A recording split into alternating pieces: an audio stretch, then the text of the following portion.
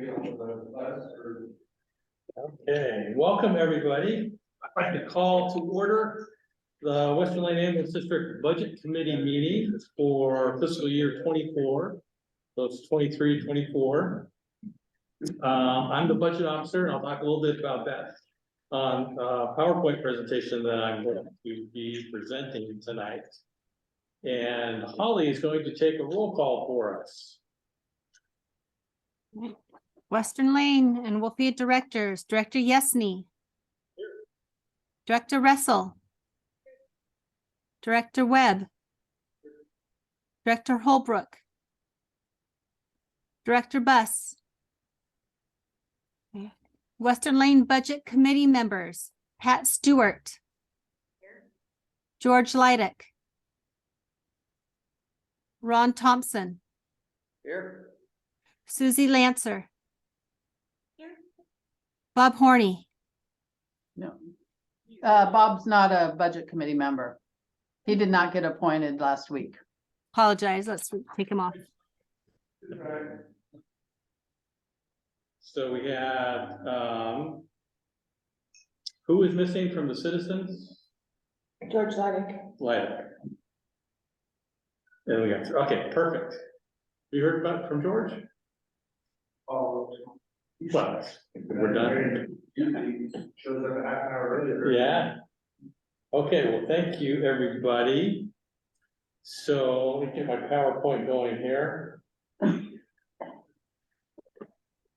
I'm going to show slides of the budget, what we're talking about, not every single page and every single line. If you need a copy, I can certainly do that.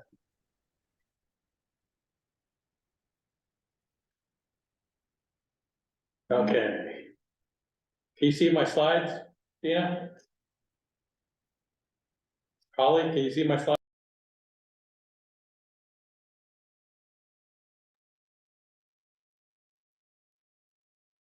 Yes, we can see it.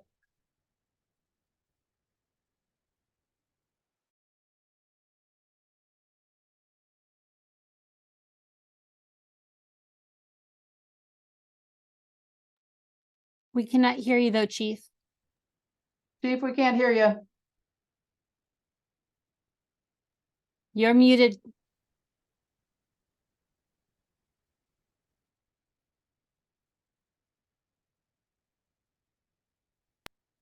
How's that? Yeah, we can hear you now, but now we can't see the share screen. Yeah, just wait a second. Okay. Can you see and hear me? Yes. Okay, now we're going. So I'll be talking through the budget and a lot of different things. Like I said, you're the Western Lane Ambulance District Budget Committee. So we're going to be talking a lot about Western Lane Fire and EMS Authority, and I'm going to explain how that all ties together and why it makes sense that you're looking at and we call it WFIA, Western Lane Fire and EMS Authority, while you're looking at their budget as well, and it will all tie in. So again, thank you for being part of this. It's vitally important that we have citizen representation. So I appreciate you being here. I know there's so many different agencies that need people on budget committees. So I'm just glad that you decided to spend some time with us. So the budget process is spelled out very specifically in the state. You have to do this, this by this date, and then turn in this paperwork and things like that. So that's what we're following. So it's not intuitive to me what the state requires, how they require it, what they require. Maybe to an accountant, it all makes sense. But we've been doing this for a few years, so there's a purpose behind everything that you're going to see in the budget. At least I hope there is. So the way the budget process works, first of all, appoint a budget officer. Budget officer can be anybody in the organization. They just, I mean, I was the last one in the room, I guess, that forgot to raise my hand, so I didn't want to, but so I'm the budget officer, which just means I present the budget to the budget committee, and that's fine. Then we have a budget committee. You'll hear public comments, and we'll have an opportunity here. I don't think we have any public comments, but we welcome public comments. And then the most important thing that you're going to do is, as we go through the budget to review it, you can modify it. If you feel the fire chief needs to make twice as much money as he's making now, you have the right to do that. And I'll support you on that. But, yeah, or you can cut money. If you wanna cut my deputy chief and my training chief, say they're getting paid way too much, I'll support that 100%. All we have to do is we have to have a majority vote. So one person can't change the budget, but the committee can. So, and then the budget committee, which is made up of directors, and that's on this side, we have our directors and our budget committee. You will approve the budget. And again, that's by majority vote. We say, we're good. We've reviewed it. We like all the numbers. It makes sense. And then you guys will vote to approve it. And then after that, at a later meeting, the directors will have the opportunity. They can tweak it a little bit if they want, up to 10%. And then they adopt it. They vote to adopt the budget. So it's a multi-step process. Again, it's required by the state. This is what the state has us do. So typically, there's not a whole lot of changes from the budget committee to what the directors adopt, because the directors make up half the committee, so they know what's going on. Good. And they can change it up to 10% within a fund, and we'll talk about the different funds without going back to a public hearing. So it hasn't happened in 4 or 5 years now that I don't know if it ever happened in the past. I don't remember, have you guys ever changed the budget later? Yeah, so typically we nail it down, if not this meeting, then another meeting. So we'll go from there. Okay.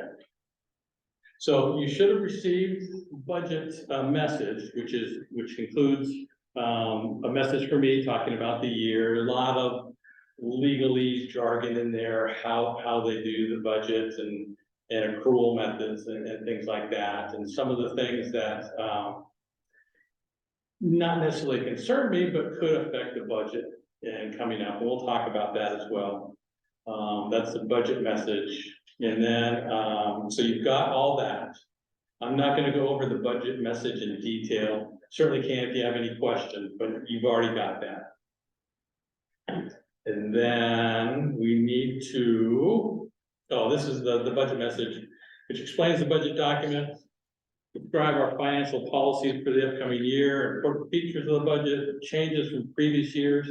And I've got about 10 slides to describe, not really changes, but it looks different, a little bit different. So some of this will be new to our directors as well. The numbers are all the same. It's just and that's where Wealthia comes into it. So it all makes sense. I promise it all makes sense. And explain changes in previous years and major changes in financial policy. So that's the budget message. So what's part of that budget message is what's different for fiscal year 24, the year coming up. So our fiscal year, July 1 to June 30th of the next year. The big one is that we moved everything to Wealthia, all our operations. And I've got lots of slides of this explaining this. So Scioto Valley Fire and Rescue and Western Lane Ambulance District exist as a district. They are still present. They're legal entities. They have no employees. They have no volunteers. Everything's been moved to Western Lane Fire and EMS. So it's a big difference in how we're presenting the budget. And I'll show a slide operationally. It means absolutely nothing. Citizens, the person out in the street would not know the difference that we moved all operations to one entity. And they should. They may see better service, and I think they do see better service. In my opinion, I think we have numbers to back that up, but that's the only difference. So that's the big change in the budget. Here we go. So you received the budget document, you've heard the budget message. Now we need to nominate a budget committee chairperson. And this can be a citizen, this can be a director. The role of the committee chairperson is really to run this meeting. I'm happy to do that. If somebody just wants to be committee chairperson in name, I'm also happy for that person to run the meeting. I'll do my presentation and they can move for, approving minutes and if we do approve the budget, we'll make an motion for that. So do I have a nominee or nomination for budget committee chairperson? We have to have a budget committee chairperson. I'll nominate Susie Lacer. Okay, good. Is there a second? I'll second. See how quick they are to, yeah. yeah. Yes, pass the buck. Any other nominations? So all in favor of Ms. Lacer as committee chairperson? Aye. Good, thank you for. So. Our first, I don't know if you would like to run the meeting, you certainly can, I'm happy to do that in your place, but you're still officially the chairperson, so. Doesn't matter to me, either way. Good, okay, so we need to approve the minutes from last year, April 14th, 2022 Budget Committee minutes. So we need a motion to approve that from somebody. Move to approve those minutes. Moved by Rick Yesney, and who second? Who's Mike Webb, second. All in favor of approving the minutes from April 14th, 2022, say aye. It was unanimous. Dean, are there any written public comments? No, there are no written comments. Any public, would anybody like to comment on the budget? Keith or Bob or you guys? Good. No public comments. For this budget coming, but we're not for last year's, not, I mean, we're just. Okay, This is for fiscal. I just have specific questions about the budget. So we'll be going through the budget line by line. Yeah, okay, So- that's the time. Yeah, so if we don't cover your specific point, make sure you. Yeah, I'll bring it. Absolutely. Yeah, I don't cover. I do cover the majority. I may not talk about each line, but you'll see it if it shows Yeah, up there, you got a Right, question? I just Absolutely. get a clarification on what Perfect. things are. Love those questions, yeah, okay. So, hopefully you can see that. So this is where I'm gonna talk a little bit about Western Lane Fire and EMS Authority and why we're doing what we're doing now. So this is past budgets, how they looked in general. So in 22 and earlier, we had three separate entities. We had Western Lane Ambulance District, we had Western Lane Fire and EMS Authority, and we had Sicelo Valley Fire and Rescue. Each had their own budget. And Western Lane Ambulance District had their own employee, they had 15 full-time employees. There are part-time employees and volunteers. I haven't included those, but they're certainly valuable members of our team. I just haven't included those numbers here. And then SBFR, Sicelo Valley Fire and Rescue, had 10 full-time employees, 9 online, and then fire marshal. And they provide fire prevention, fire suppression services, of course. And Western Lane Ambulance District did our ALS transport, EMS. Then WLAD was formed to provide administrative oversight to both agencies. So when I came in, I originally came in as a Sicelo Valley Fire and Rescue employee, but then 6 months later, I was moved to Western Lane Fire and EMS Authority. We moved all our administrative people to Western Lane Fire and EMS Authority. So I still oversaw Western Lane Ambulance District and the fire department. But my paychecks had Western Lane Fire and EMS Authority on it. And then Western Lane Ambulance District and Sicelo Valley Fire and Rescue would give money to WLAD, pay my salary, they split it equally, and then admin, my deputy chief, and all the administrative staff. All that money came in from there. So that made sense when Western Lane Ambulance District still had 15 employees, and SBFR had 10 employees, and WLAD had 6 employees. But then as we got into fiscal year 23, which is the year we're in right now. So Western Lane Ambulance District, we moved all their employees to WLAD. So all the paramedics are now WLAD employees. So, but the budget shows that Western Lane Ambulance District is paying for 15 employees, and it's in, quotes there. They don't have any employees, but they're paying for 15. And the fire department as well, they're paying for 10 employees in WLAD, and hopefully that makes sense. We just moved the people, but it's still in the budget. If you looked at the budget for Western Lane Ambulance District or Sicelo Valley Fire and Rescue, you'd see they're paying for 15 or 10 employees, even though they're in WLAD. So it was thought that maybe that would be more transparent, and certainly maybe it was, that ambulance dollars, tax dollars are going for only ambulance personnel. But now we're getting into this next fiscal year, and it doesn't make as much sense anymore, since I think I've got a slide here to talk about, because we're doing what we call a lot of cross staffing. And then fiscal year 22, I had 15 employees at the ambulance district, they only were on the ambulance. And then on the fire side, I had 9 employees that were only on the fire truck. Now, not all in one day, I had like 5 employees per day for the ambulance and 3 on fire. Now this year, and these numbers change a little bit, so this is not accurate today, but when we started out, I had 14 people that only could ride the ambulance. I had 7 that could do both. I had 7 firefighters and, well, 6 firefighters and 1 paramedic trained as a firefighter that could ride on an ambulance or a fire engine. Then I had 3 that could only be on a fire truck. They weren't certified to be on an ambulance, or they weren't certified to be on an engine. Coming up, I'm only gonna have 4 people that can only be on an ambulance. I've got 20 people that can go either way. They can go on an ambulance, they can go on a fire engine. And all my firefighters are trained as EMTs or higher, so they can be on an ambulance. So at this point, it makes no sense for Western Lane Ambulance District to say, we're just gonna pay for the 15 that are always on an ambulance, because that doesn't exist anymore. We're mixing. So now, or well, before, where I had 5 people staffing, say, on a particular day, I could put 2 ambulances out there, maybe a third with 1 person. Now I have 8 people on, I can put out 4 ambulances. Then I can't run a fire engine. But if I have a fire, I can have some people show up in an ambulance, put on an air pack, and they can help us with the fire. So it helps us to staff for rare events that we don't have to have a lot of people here just for that. So hopefully that makes sense. So that's the reason now that really Welfia, the main reason to have Welfia is that so we can provide better service to our citizens.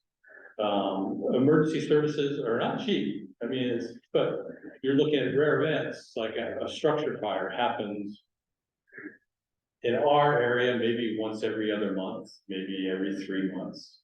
But you have to have firefighters on duty 24/7, because we don't know when that's gonna happen. We don't know when somebody's gonna have a heart attack. They could happen anytime.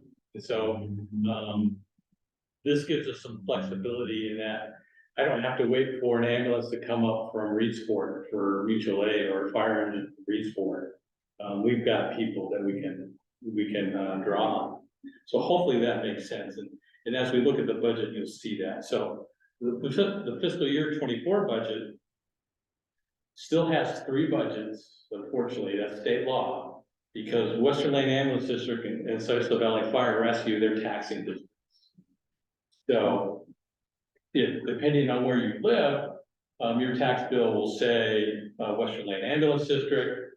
And if you live in our fire response area, it'll say Sisseton Valley Fire and Rescue. Yours would say Mapleton still, but Western Lane Ambulance District. So our tax dollars are still coming through those entities. And then we're just passing them on to Welfia to support the 34 employees. So Welfia now has all the costs for personnel services and material services.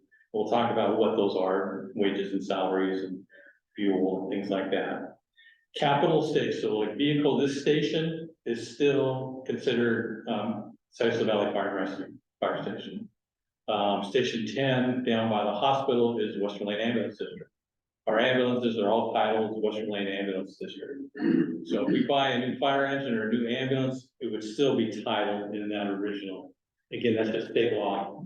At some point, we're gonna go to the voters and say, can we get rid of Western Lane Ambulance District and Sisseton Valley Fire and Rescue, and just say, we're providing our services as Western Lane Fire and EMS Authority.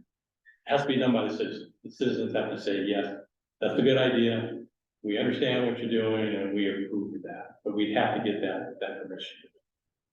What we're doing right now, we don't need permission from the citizens. We certainly like to have them involved in what we're doing.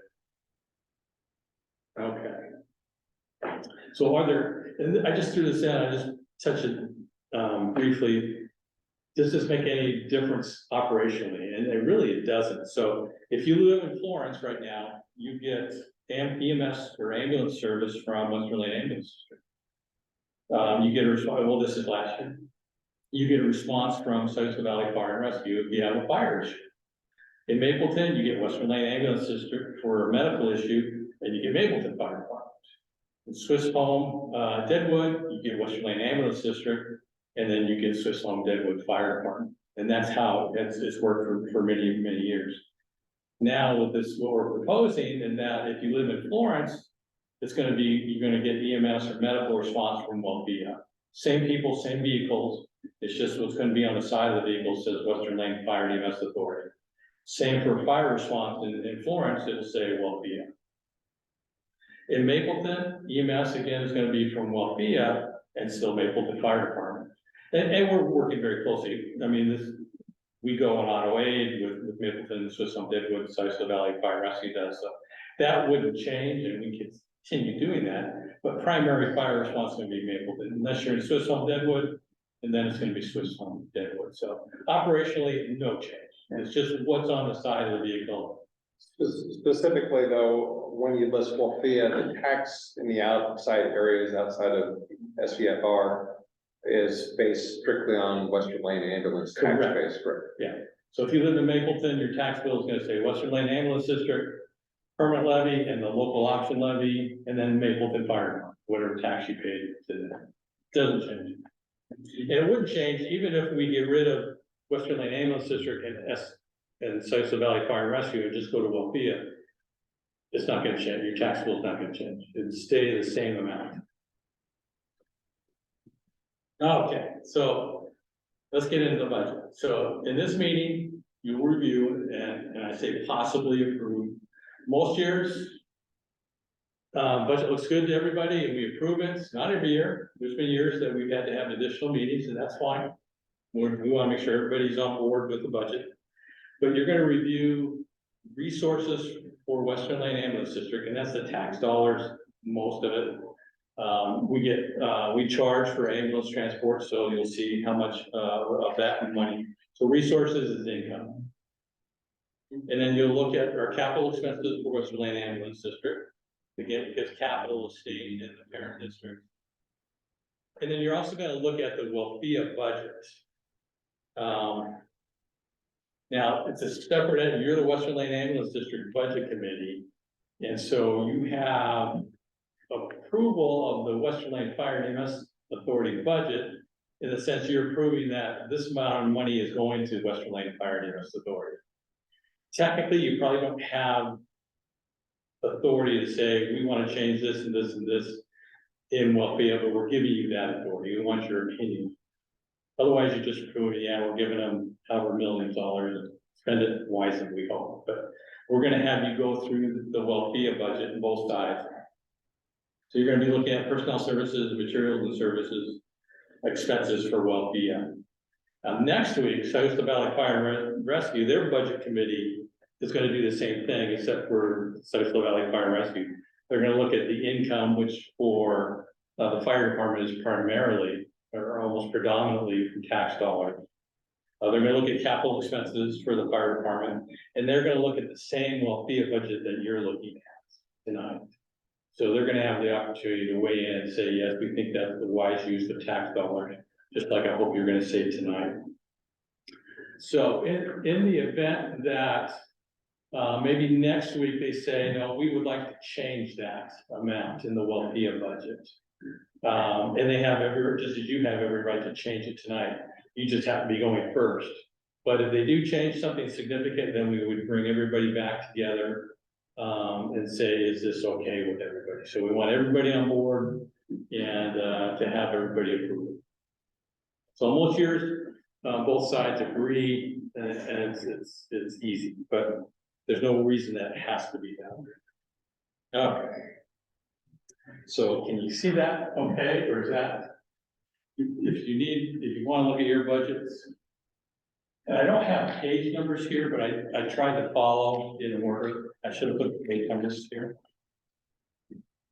So this is, again, this is looking at, I think it's Wellvia, should say on the top there. Okay, so I want to start with net working capital. And that's that top fund. We're looking at resources money. So net working capital is money that goes from year to year. So at the end of this fiscal year, we're predicting we're gonna have our auditors help us with this number, $2,903,811. And what we need that for, that's not money that we can just go ahead and say, we're gonna spend it on anything we want. That money gets us from July 1 to November. Our tax dollars come in November. If you remember, your property tax is due in November. Some people pay it throughout the year. But the majority of our property tax revenue comes in November. So from July 1 to November, we have to pay our people, we have to buy fuel, we have to pay electricity. So that's what that net working capital is used for. We call it dry period, or the state calls it dry period financing. And then for Western Lane Ambulance District, we have, this is all the resources from Western Lane Ambulance District. We patient fees. These are our transport fees. So this is what we charge for ambulance rides to the hospital. And I put this up let me go back. So we're predicting $2 million, and again, it's a prediction. We anticipate we're gonna get 2 million. That's what we budgeted this current year is 2 million. I'll show you how we're trending on that. You see in fiscal year 22, we brought in 2.4 million. They say, well, why are you only budgeting 2 million? Well, that's because of this. You can see this. So in the gray is what we actually collected. This goes back to fiscal year 16 compared to what we budgeted, which is in the golden color. So typically in most years, what we actually received was higher than we budgeted, which is a good thing. So we're having more funds than what we actually were planning on spending. So that's good. In one year, it was fiscal year 18. Their budget was higher than what they collected. In fiscal year 22, we had a lot of extra revenue, and that was due to COVID. We do specialty care transfers, so we transferred a lot of patients from Peace Harbor to Eugene and other hospitals in Oregon. And we get a higher reimbursement than just for a regular ambulance ride. So that really kicked up our revenue for that year. And then we had that much higher than for what we had budgeted. But then you look at this year, we're trending that it's just going to be a little bit above. So that's why we didn't go all the way up to 2.5 million. We try and be conservative with what our resources are going to be. This year, our call volumes a little bit down, maybe static. So we're proposing that we budget the same amount in transport fees as we did this year. Again, I'm okay if they come in a little bit higher. That's good. So that's a 2 million. So our total resources, 7,014,194. And that's a number you'll see again at the end. That's where our entire budget. So total resources except taxes to be levied. So that's our ending fund balance from the previous year, our net working capital, plus transport fees come in at 5.2 million. And then our taxes, our property taxes. So property taxes, 731,823. We have 2 property taxes for Western Lane Ambulance District. We have a permanent rate, which is 0.3198 cents per 1,000 assessed value. So this was set in the 90s. That's the maximum. The state says, Western Lane Ambulance District, this is your rate. You cannot go any higher than that. So that's fixed in stone. And then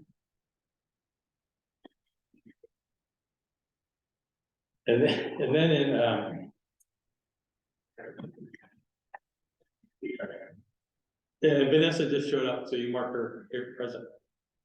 And then so that's the permanent rate. And then in 2012, the district said, well, we need more funding to support the level of service that our citizens want in our community. And so they went out for it's an additional property tax called a local option levy. And this is 45 cents per 1,000. So total it's 76 cents per 1,000 of assessed value. But this local option levy has to be renewed every 5 years. And we just renewed it 2 years ago, last year? Last year, we just renewed it last year, so every 5 years, if we wanna keep this, we have to go to the citizens saying, would you reapprove it? So total there, it looks like about 1.7, almost 1.8 million. So that, along with our transport revenue and some of the other revenue we get, that supports our ambulance service in this area. Okay, now we're getting to Western Lane Fire and EMS Authority. So you see the net working capital is blank here because in previous years, the net working capital has always been with Western Lane Ambulance District and Sayusta Valley Fire and Rescue. Fiscal year 25, we will have, if you approve how we're setting up the budget, we will have net working capital for that. But this year we haven't done that yet, and you'll see that at the end. So we're proposing that from SVFR, we transfer 3.8 million, and then from Western Lane Ambulance District, 6.2 million. Well, how come they get so much more money from Western Lane Ambulance District? Well, it's different. We have different rates, we have different assessed value in the district. Western Lane Ambulance District needed more money, they had more employees to support, so that's why there's a difference. And it's not really a meaningful difference in that, yeah, they're supporting more people, they have a larger area to cover. Guess you put it that way. So total resources of 9.9 million, almost $10 million. Again, that's from both agencies coming into WLAD. Okay. So now you'll see, we're gonna talk about expenditures. And typically what we do, well, the state requires that you show the last 3 years. To then what you propose. So since we want to combine Sayusta Valley Fire and Rescue and Western Lane Ambulance District, that's what you're seeing in the historical data. So we've taken the actual, so like that first line, well, that's not a good one. Well, any of those lines, we've taken, it'll make more sense when we look at like utilities. We've taken utilities from Western Lane Ambulance District, utilities from Sayusta Valley Fire and Rescue, and just added it together. So all these represent, well, all three agencies essentially. So we're looking at, these are personnel services, just salaries, not benefits. Benefits are next page. So we proposed a 2.5% cost of living increase for most of the employees. And why I say most is my admin staff and paramedics are at 2.5%. And then firefighters at 2%. The reason that firefighters are 2%, that's what the union negotiated for the firefighters and medics. They negotiated a 2.5% raise for paramedics and then a 2% raise for firefighters. And that's through the contract. We have a 3-year contract. We're just in the 2nd year of that contract. So I think each year it's 2% for firefighters and 2.5% for paramedics. I think there's some. So here I'm showing some of the things that have changed over the years. So like lieutenants. So it's gone up, you see it's gone up quite a bit.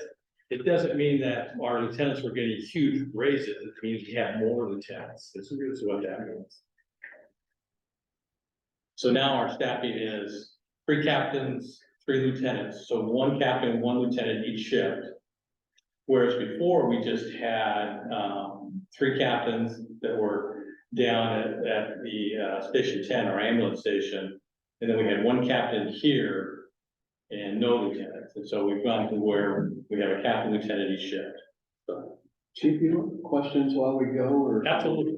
So that slide you had that showed the combined services, I think we had 34 FTEs. Yeah, Is this? it didn't add up because we've been hiring people as we go along. Is that what you mean? Is that what Yeah, we higher than that now, since we have lieutenants and some other. We still have the same number, I mean, you're budgeting the same number of FTEs for fiscal 24 as we have currently? Or do we have more? Yes. 15, yeah. So 24 on the line, 24, and it's been, so 15 and 9, but 24, yes. So on the line is the same. So I've added like, logistics captain. That was a new position this year. So that's not a line position, but it's a new position. And the education. That was a new position this year. Education, what do you mean by education? Rob's job. Oh, training, Training. yeah. So the Entry. 24 is line positions. Yes. Which is. And that has not changed for several years. Okay. Good question. Yeah, on line 3 there, training division chief, that was new this year. Yeah, fire marshal, that's an empty position right now, it's vacant. Fire marshal we had, he's now deputy state fire marshal of the state. God bless him, but it's been tough finding a fire marshal, so we're looking, so we kept that money in there just in case, but it's likely money that we're not gonna spend. And that's the thing about the state. Doesn't really care, well, they do care, but I mean, if you can only spend money that you appropriate, so we can only spend money the budget committee says, yes, you can spend. So if I took that out and said, well, yeah, maybe we'll get a fire marshal, maybe we don't. It makes it more difficult if we do hire a fire marshal than to get that money. The board can do that, they can appropriate later on, it just takes a resolution, but we kept it in there just in case. So we got more lieutenants now, that went out. Fire paramedics, so 8 FTE. We did not have 8 what's showing in fiscal year 23. We're not paying 8, 63,000 total. That just represents 1 firefighter paramedic. Going forward, we had a lot of our paramedics trained as firefighters. We had a couple of our firefighters trained as paramedics. That's why that number is up. So you'll see a decrease in the next line 9, single role paramedics. At the moment, I've got 4 people that are paramedics. They're not trained as firefighters. 3 of those want to be trained as firefighters, and they're doing that. And 1 person has no desire to be a firefighter, and that's fine. But at some point, we'll have all of our people cross-trained EMS and fire, which is what we're really looking for. So we went from really, what this is showing, we went from 1 firefighter paramedic to 8, but it's the same people. We're just, you were a paramedic or a firefighter before, now you're a firefighter paramedic. So again, we didn't increase FTEs, if that makes sense. And I just talked about single role paramedics. Part-time firefighters and part-time EMTs, we rely a lot on part-time, because we never know, or we get a lot of fluctuation throughout the year. Summer times are busy for us, of course, spring break is busy for us. We get a lot of the tourists in, those are busy times. But winters, not quite as busy, but we need to have that minimum staffing. So we rely on part-time EMTs and part-time firefighters to help even out our staffing. And we also can use those if we have, we hire from our part-time pool. We know those people, we know how good they are. We also use them for if we have a career employee that's out on an injury, we can pull in extra people. It's been very tough to find part-time people the last couple of years. I think right now we have a great pool of part-time people. And we're competing with every agency in Oregon, I think, right now for these people, for our career people too. But that's why that number is seems a little bit high, but that helps us keep our overtime costs down. They don't get benefits because they're not working full time. They're just working part time, and they get paid a little less. So it's a good chance for them to develop. It's a good chance for them to work with a fantastic agency. So win-win all around. So on that line item, that's quite a change from last year and the Yep. last 2 years. So you had fewer of those part-time? We firefighters? did, it's more active, yes. So a lot of our firefighters, so we used to be predominantly a volunteer fire department. And then as most volunteer fire departments in this country, you transition you had a couple career people and then just more and more, so. And a lot of our volunteer firefighters thought, well, I can get paid $18 an hour, or I can volunteer my time, and a lot would rather be part-time firefighters, and we're okay with that. We love volunteers, we encourage volunteers. They have more flexibility when they want to come on calls and things like that, and we certainly need them, but, I think we're getting, so I think, yeah, this 2.5 FTE for part-time firefighters, that's many more than we had, at the beginning of the year, so that was a big increase in that. So I think it's mainly an increase in our part-time pool, is what you're looking at there. Good question. And you see on that line 16, what we're paying to reserves, so they're volunteers, but they can have a stipend, so it's not an hourly rate, but if they do a shift, 24-hour shift, we give them $150. I think that's right, yeah. Okay. Overtime, that's something that, I look at closely, because I hope that I can do something to help control that, but a lot of it is out, we don't know if somebody's gonna get hurt, we don't know if a call is gonna go over, and then we have to backfill. But in previous years, we haven't separated out regular overtime and overtime due to training. So we're going forward, I've got a new training chief, so I've tasked him with tracking that, so we can get a little bit better idea of where our overtime is occurring in ways that we keep it down. Some you just have to have.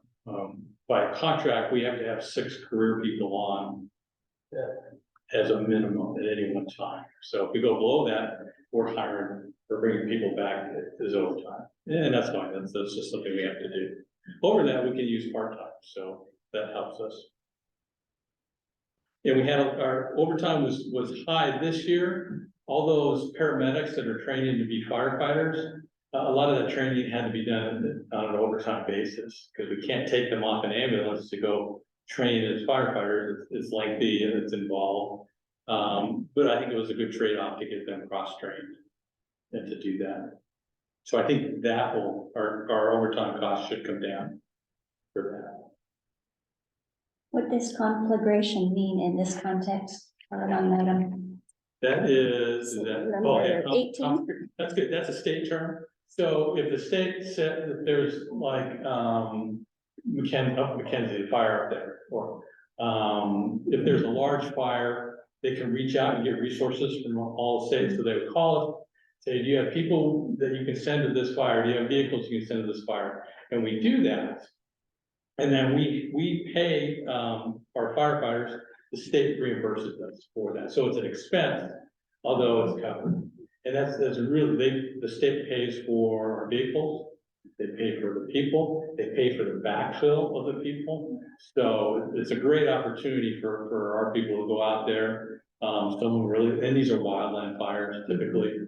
They love doing it, they love getting out there, and wildland firefighter, it's a lot of work, but you can make a lot of money doing that. You're working 12-hour days, 7 days a week, but we get, we have to put it in here because we have to pay them, but we get reimbursed. Thank you. That's good, excellent question. Why they call it conflagration? A large thing, Yeah, large fire, yeah, basically. yeah, I try to get, and one of my directors on the fire side, he taught me any acronyms or abbreviations or anything else, he gets on me about that. So I try and keep it clear what we're doing. Chief, on that page again on salaries, so that's a little bit more than a 10% increase budgeted for salaries. Yeah, because we've added people. So it's adding people. Yeah. Is it also shifting positions a little bit? Does it pay a little bit more to be a firefighter, paramedic? It does not. It doesn't. It should, So it's, okay. yeah. All right. Our problem, and this is, it would have to be negotiated with the union, so it's not a problem, which is what it is I don't have room to fit a paramedic or firefighter paramedic between a paramedic and a lieutenant. So we have to figure that out. I mean, they want to just raise everybody, and I said, well, I'm gonna lower everybody, so we have to agree at some point how to do that. So right now, firefighter, paramedic, and single role paramedics are all on the same wage scale, Okay, so that's a good point. so we negotiated like a 2.5% on the WLAD side. Our cost of living increase for our line folks, basically, right? Actually, it was Wellfia, Oh, okay. but yeah, So Wilfia did because they're in Wilfia now, I guess. Yep. yep, So, for paramedics, so anybody that has paramedic in their title, okay, single role paramedic or firefighter, paramedic, 2.5% and on the same wage scale, so they have the steps. okay. I was just trying to reconcile my head, you know, that kind of an increase with a 10% increase and it's, you know, 10% increase in overall salaries, but we only had a 2.5% COLA. Yeah, so because we're it's adding just people, yeah, staffing. absolutely, And so going forward, you know, you can't do 10% every year sustainably. exactly, so, yeah, and I actually did those percentages, and I had the same, now this, okay, intuitively, it doesn't make sense, but yeah, it does, we're adding people is where the increase coming in, but now we're full of staff. There should not be any major changes. Okay. When we put in for a grant, and I'm hesitating here, but we put in for a grant from the state for people, but that's paid by the state. I mean, that would still show up as an increase in salaries, but we'd also get an increase in income if that happens. So that would be the only way we're gonna increase staff. Okay. Yeah. Good questions, everybody. So, this is, our payroll expenses, so benefits.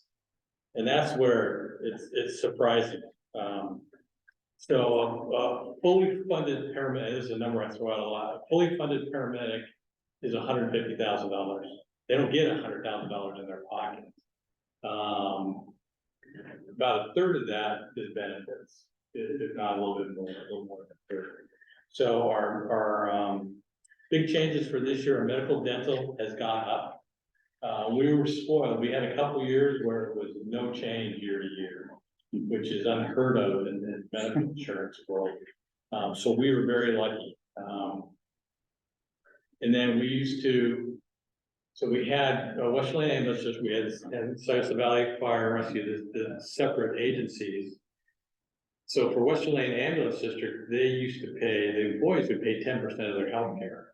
And on the fire side, they got it 100% paid by the employer.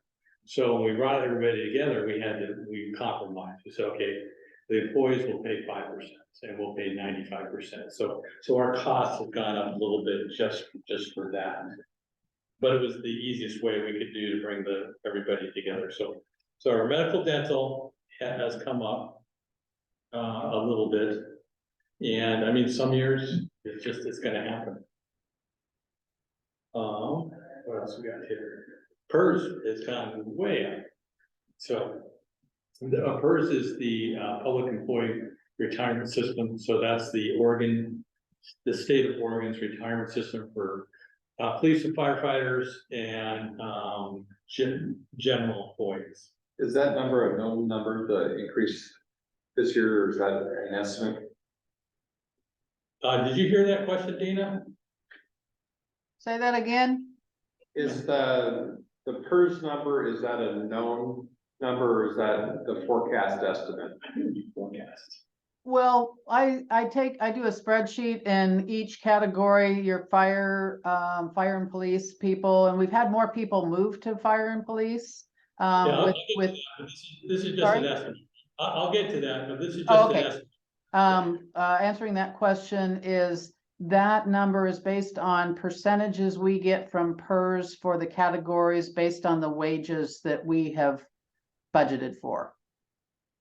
So it is an estimate. So part of so PERS has two categories or classifications. You can be fire and police, so you can be a firefighter or a police officer, or you can be general.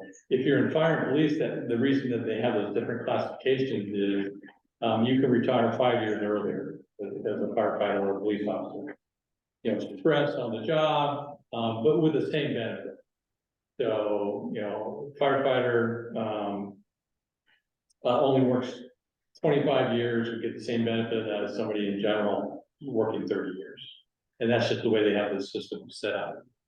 So now, for forever, PERS have thought of ambulance people in general, even though they have just as much stress as firefighters would have, they're in the general classification.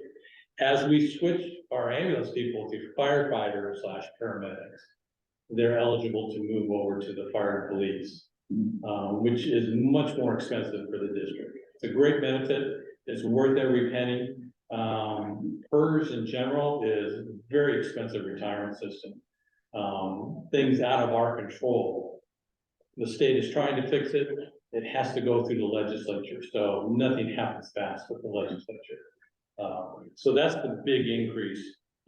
We added a couple employees, but we've moved a lot to fire and police. So this would be based on what we estimate the salaries are going to be, times whatever. It's about 30% of a person's salary is what we pay for PERS. Paid leave Oregon is a new one. I don't know if you've heard about that. So now we have like FMLA leave, which is unpaid leave for if you're taking care of a loved one or you had a baby and want to stay home. We allow FMLA leave for our employees, but it's unpaid. They can use sick leave for paid leave, but they can also have this opportunity of unpaid leave. Oregon came up with a new law that they want to pay employees while they're on this unpaid leave for us. So they go unpaid leave for us, apply to the state, and the state would pay a certain percentage of their salary, depending on what it was. So to pay for this program, the state's collecting 1% of an employee's salary. And 0.6% of that comes from the employee, and 0.4% comes from the employer. They started collecting that January 1. The program doesn't start until September 1, so they're building up this nest egg. Now, it seems, well, 14,000, that's not 1% of our salaries. We've chosen, and many other districts are saying, no, I don't think we're gonna go with Oregon's plan. We're gonna go with a private insurer. Same benefits for our employees. But it'll be run essentially through another insurance company. So we don't have to start paying into that program until September, when the program starts. So that's why you only see the 14,000. The numbers we're seeing, it's not going to be cheaper than the state's program. It's not going to be more expensive. It's just going to be outrun by the state, which is enough reason to go with a private insurer. But their numbers are coming in about the same. But 1% of the salary, right now, it's officially at 0.6 comes from the employee's paycheck. 0.4 would be added on from the employer. The unions are gonna negotiate that at some point, I'm sure, or want to negotiate it. Chief, quick question, the cell phone stipends, it's gone up, but why do we stipend people on cell phones? So we expect them to carry their phones, that's our alerts. So we get calls on our phones and essentially that's. That's cheaper than buying them all phones. Oh, good. Well, I think, yeah. But then they're obligated to carry that software on their phone for alert cents. Yeah. I use it all the time for mapping and follow-up calls. Yeah. We apparently quit paying for uniforms this coming year. Okay, that's a good point. No, we are paying for uniforms, that's for sure, but as we combine both agencies, you'll see some spaces, and it's not that sometimes it is that it goes away, other times it just, it was described differently for the fire department, so let's move it, things like that. And uniforms shouldn't be in employer payroll expenses, so we took it out. No, as we've moved to Western Lane Fire and EMS Authority, we've had to get a lot of new uniforms, t-shirts and stuff. Yes, we are paying. So total personnel services, 6.1 million. Typically what my goal, well, not a goal, but what I look for is you want to be less than 70% of your resources should go to personnel. And this is about 60%, which is which is good. Okay, materials, so that was personnel services. Now we're switching to materials and services. Again, if you have any questions on the numbers, you think the numbers are wrong, please ask a question. So for training, again, we just hired a new training chief, so I think we're getting much better control over our training costs.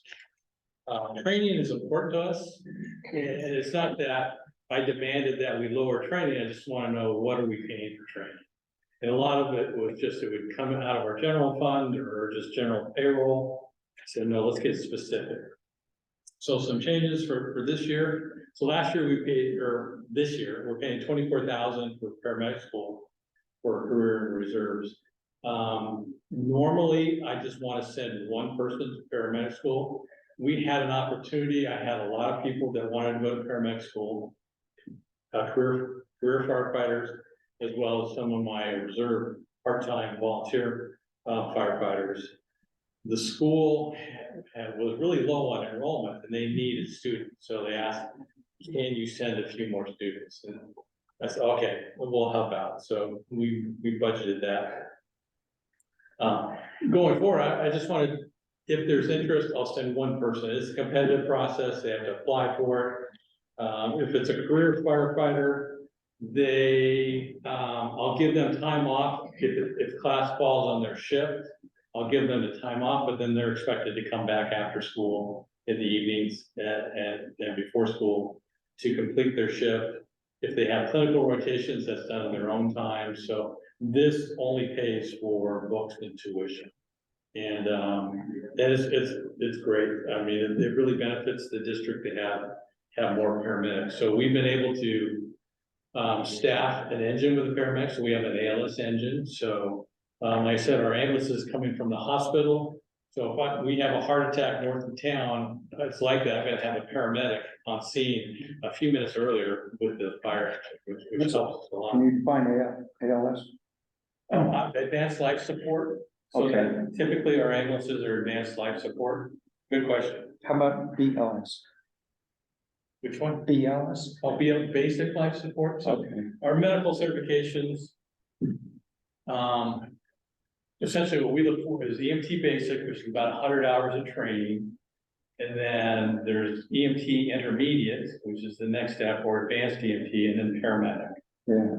So we have those 3 levels. So BLS would be EMT basic, and then up to your paramedic, which is about 1,200 to 1,500 hours of training.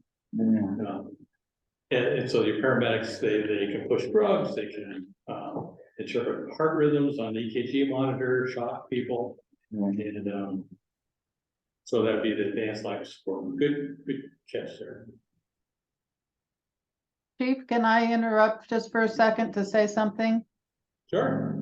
On line 6, we did a last minute addition that you don't have on your slide. We did add $3,000 to critical care initial training just the other day. And we also added a line for rope rescue supplies for $7,000. So the total training budget right now is $80,195. I think we did this right after you were working on your presentation. So sorry we didn't get that to you. Okay, so note those changes. So what's decreasing? The decrease was just in the ending fund balance when we get to the end. Okay, make sure you mention that again. I will. So CCP, that's our critical care paramedic. So we do a lot of specialty care transports. And I talked about that earlier. We're like transferring somebody from Peace Harbor to Eugene. So those paramedics receive additional advanced training. They have to use ventilators and IV drips, and they have to know how all that works and how the different medications work. Because it could be an hour and a half to go to Eugene. We take people to Portland, we take people to Memphis, wherever there's a hospital that has an opening. So that training is not cheap, as you can imagine. Unfortunately, there is no training available in the country for CCP now, a class that we can send people to. There is, an online training that we're looking at, and that's where Dina said that we've added the $3,000 for that. Their, practical training is done here, Rob does that.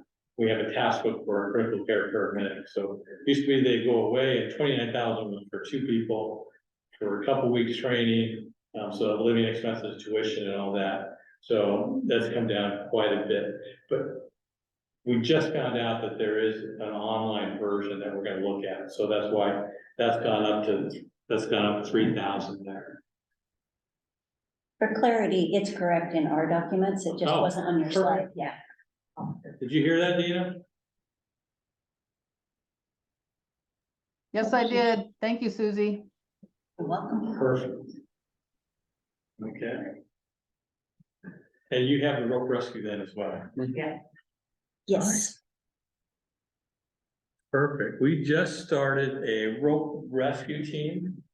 A lot of interest from firefighters and medics. Because we have maybe 5 or 6 calls a year, somebody will be over an embankment. And, the safe thing for us is to do nothing and wait until we have people that are trained to handle that, but that's coming out of Eugene or who knows where else we're gonna get people, so. I had multiple firefighters come to me and say, you know, we would like to put together just a basic rope rescue team. Even a basic rope rescue team is not cheap. But we've trained them, they do quarterly training, you may have seen something in the paper or Facebook about it, they do a great job, so. Rope rescue equipment, like I said, is not cheap. And rope, it doesn't matter if you use it or don't use it, it has a half-life or it has an expiration date and you have to replace that. So the 7,000 is a lot less than what they asked for, but we're just trying to keep this as a basic rope rescue team going forward. When you leave tonight, look downstairs in the lobby, there's a great picture of them and when they're doing the training. Oh, yeah. Okay, good. And these are some of those where I said that we just moved them to other spots. So miscellaneous training and hospitality, even though we don't have anything budgeted this year, this is for when we do. And I encourage us to hold or host regional trainings here. This is a great facility. And if we can bring people in here to do the training, then I don't have to send my people out. So I encourage my training team to look for that, and I've talked to the state, you know, we're willing to host. So this is just to provide like water and cookies and things like that. Education reimbursement. So we encourage our people to go to school, get degrees. We support that. So we have, and again, we just moved this from training to our admin costs. So because our admin employees are eligible to have half their tuition paid by the what's the word? So it's still there. We're still encouraging them to do that. It's just, it would move to a different spot. Then Academy and EMT scholarship that was moved here. Again, we don't have so Academy is a firefighter academy, bringing in people and train them to become firefighters. We're just having trouble finding people that want to be volunteer firefighters, and you probably have the same issue up in Mapleton. So we will pay their academy cost if we can find anybody that wants to go to an academy. Same for EMT. EMT scholarships or people who want to become EMTs, there's a few more. We're not really interested in single role people anymore, although we'll consider it. So we want firefighter EMTs. So, and we will pay for all that training. So I think, Dina, you said the total training was 80,000. 195. 80,195. Correct. Thank you. So their bottom line then should be correct, right? Yes. Good. I'm sorry about that. So medical supplies, again, nothing's changed much on that. I think last year we had. Well, I think this is adding this number, yeah, the 231 is adding up numbers. But pretty stable. I think we have a good idea of what kind of supplies we need, our physician advisor. So as a medical provider, we are provided or required to have oversight by a physician. So we practice medicine under our physician advisor's license. So we're not licensed as medical providers, we're certified.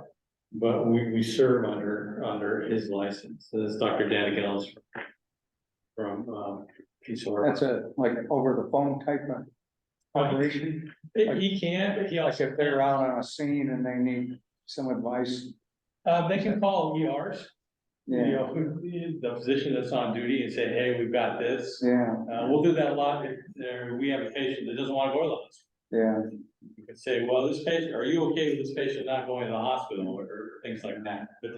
But Dr. Denigelis, he is available, we can call him yeah. for the ER. He comes once a month, once every other month, and when we review cases. I was- What went well, what didn't go well, what we should have done, and things like that.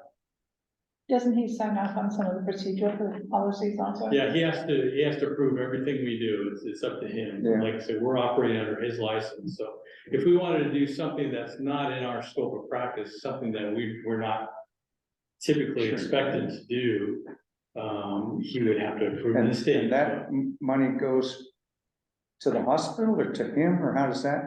Yeah. The funds, That's a more interesting question than you can realize. It goes to him. The hospital wants it to go to them. And so and I'm okay either way. yeah, But, Dr. Daniels is a great physician, a good guy. It's just, he has to turn in invoices to the hospital, yeah, and they have to give the invoices to us. And there's a breakdown there, which is not our problem. yeah, I tell them that all the time, it's not, Dan, this is or Matt, this is your problem. So, yeah, it's more interesting. in depth question. That's why these previous years, 1,000, 1,500, we were not getting invoices. He was still being our physician advisor. Yeah, Um, oh, yeah, that's quite a bit of difference. and now we said, okay, we want you, he should be compensated, and this is pretty standard. Yeah, so he sets the rate?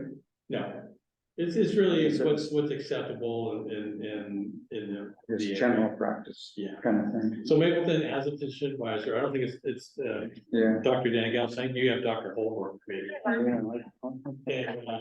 And Swiss Home Deadwood, Yeah, you're supposed to be, you're supposed to be charged for it, I don't know if they ever charge you for it. yeah, I like the whole budget. And it's like $180 an hour, but they expect like maybe 30 minutes. Sure. Pretty much, we're gonna be on your medical calls, so Yeah, that oversight is all. yeah,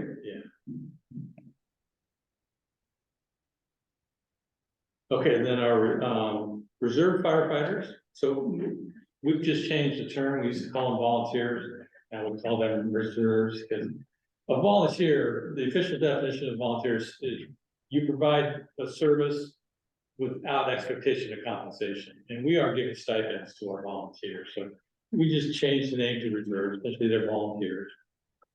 They have a monthly dinner, a monthly meeting, last Tuesday of the month.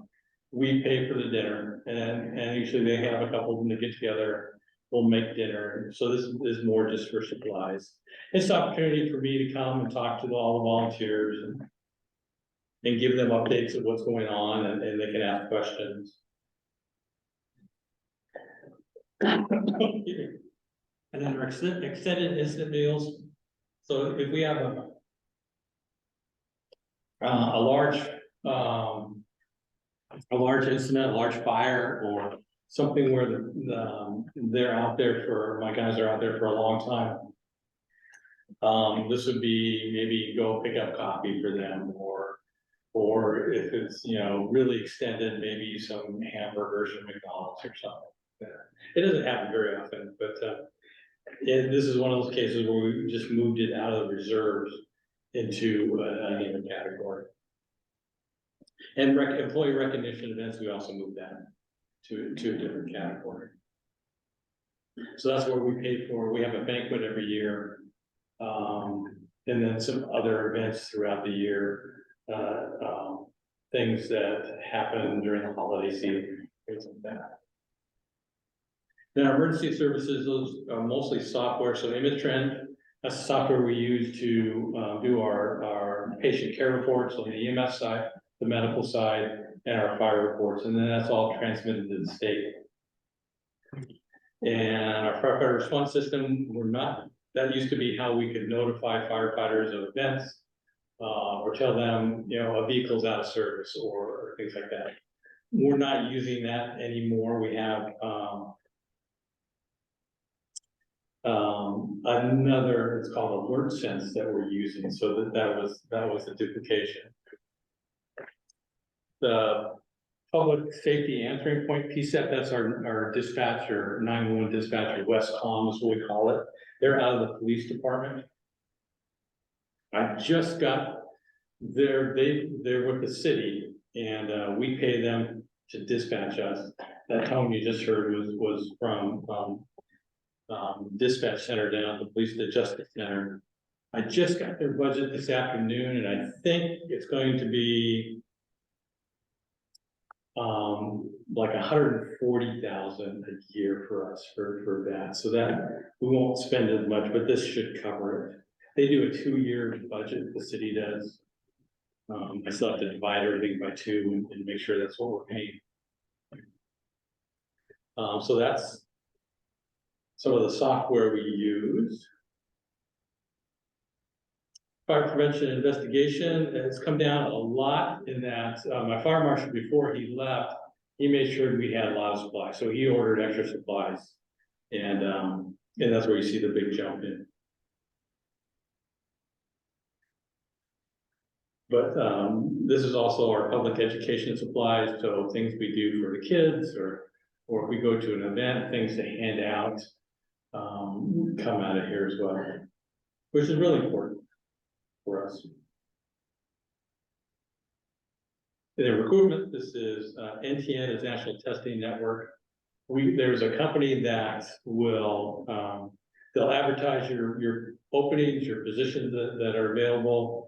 They can provide testing, they collect certificates, so it's just a company we can use to facilitate hiring. And we use them occasionally, not all the time. Depending on if we don't feel we have enough internal candidates and we want to go more globally, we'll do that. What's that Cybertech? Just to below supplies on the third item down. Oh, CodePal, that's the name of the company, Cybertech. CodePal is a software that we use for inspections and for fire investigations. Okay. So we can keep track of all the addresses for us. It's an expensive program. It's not user friendly. So we're looking at so Image Trend has an investigation and inspection component to it, module. Mm-hmm. So we're looking at that, but right now, this is what I inherited, this CodePal. Mm-hmm. The 4,500, that's for, you can only you license a computer. So I have a license to use CodePal on this computer. I can't log into another computer and use it. It has to be on this computer. So we have 2 computers that can use that. How do you, is that right on a disk, or how do you have to have it installed? Oh, that's so over my head, yeah. Yeah, I don't know. that's an annual fee though, Yes, every year, yeah, licensed to software. yeah. It's widely used throughout the US. It is very easy to modify. But you have to know what you're doing to modify. Yeah. And the interim fire marshal. I mean, it falls to the fire chief when you have no fire marshal, so. It's interesting, but yeah, it's been a lot of work trying to figure out how to work it. Is that system or a system like it necessary to do that job? No. Well, a system like it. Yeah, just how do you keep track of your inspection reports? How to. It's a lot of. So for a fire investigation report. I mean, you type in the date, or you select the date, and I'll pull down menu, you select the time, I'll pull down menu. You select, a lot of different things. And then for your narrative, it's got 3 boxes, your narrative, and you're limited to 3,000 characters each box. And that's all your narrative can be. Once you hit 3,000, it doesn't add any more to that box. Ben, is that in a format that could be transmitted to, say, insurance companies or? Yeah, and that's what we can do a PDF, Okay. and we do that. But it seems like questions like it'll ask you, did you rule out the electrical panel? That has a pull down menu, which has no options on the pull down menu. So it's, you have to go into the system and say, yes and no are the options for this pull down, and I just haven't had time to do that, but. Or it hasn't been done for 10 years. So it may be, I mean, I think that's why people use it. But I think if we can get it out of image trend, that would be a much easier way to do it. It may not be cheaper, but it may be just more user friendly. Good question. So we do so I say under recruitment, we do background and drug tests on all our new recruits. As well as physicals, and we do a psych eval on our career employees. And then we have the SAFER grant there. You can see 3, I mean, we have to keep, it has to maintain a line there as long as we have something in the last 3 years. And 3 years ago, it was just at the very end of the SAFER grant, and it was like $717. So next year's budget, that line will be gone because there won't be 3 years. So that's another reason that's there. Okay, so that total. So continuing in material services, so again, we've combined all our utilities. For all, so we have 8 fire stations and an ambulance station, so we have 9 total stations. Not all of them are used. Main responses, this station and our station 10. We do have a volunteer station north of town. And then we get a lot of responses, then a couple south of the bridge that we get a lot of responses from. Station building maintenance, so that's things like painting. You may see we've just replaced 2 sides of this station. We had a lot of dry rot underneath the siding. We're doing that now, and so we thought that'd be a good time to put up Western Lane Fire EMS Authority. Don't look too closely because they messed up putting the sign up. I don't know. Spell or what? But now the spelling was right. It's just they have Western Lane centered over here, Fire EMS Authority, and now you'll see it when you go. And the company admits they made a mistake. And we're just trying to say, no, just put it how it should be. But things like that is where station maintenance. So Herman Peak maintenance. Again, it's nothing budgeted this year. So we have Hermit Peak, which is north of town. That's where we have radio towers, and that's where it's a repeater. So when we click on a microphone, we're north of town, it goes to that repeater and it goes to the dispatcher or to whoever else. We used to own that equipment. We used to own the tower, all the radios in there, all the batteries. We didn't want to be in the radio business anymore. So we traded that facility to Oregon Department of Transportation. They're going to take care of it. They allow us to use it. They're responsible for all the maintenance, and they gave us free radios, like $200,000 worth of radios up there. So it was a great exchange as far as we're concerned. So maintenance fuel, lubricants, that's, we have 5 or 6 ambulances. We've got 6 or 7 fire engines and water tenders, and they take a lot of fuel and maintenance. Equipment and supplies, PPE, personal protection equipment, so that'd be our bunker gear, firefighters bunker gear.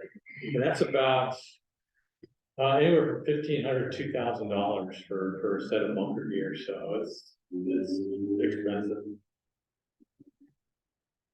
I don't think anything else there is. In medical supplies, we moved that to medical supplies, so that was where we had two different categories. Okay. So this is more admin, so dues and fees. So this would be like memberships. So I was a member of the Oregon Fire Chiefs Association. I'm a member of the Oregon, well, fire marshals would be out of fire prevention.